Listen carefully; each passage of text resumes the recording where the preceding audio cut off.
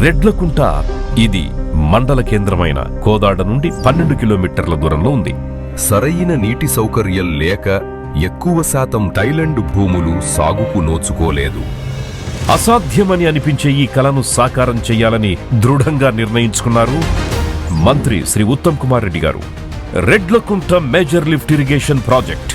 మరి స్థానిక ఎమ్మెల్యే పద్మావతి గారు మరి ఈ గ్రామాల రైతులు విజ్ఞప్తి మేరకు 400 ఎకరాలకి నీళ్లు పారే విధంగా రెడ్లకుంట లిఫ్ట్ ఇరిగేషన్ స్కీమ్ మంజూరు చేయడం జరిగింది. రెడ్లకుంట గ్రామ సమీపంలోని పాలేని వాగు జలాలను లిఫ్ట్ చేస్తారు.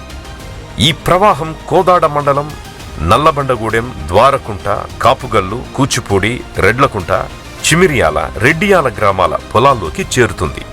ఇది జననేతగా శ్రీ ఉత్తమ్ కుమార్ రెడ్డి గారు తన ప్రజల కోసం చేసిన జలయజ్ఞం.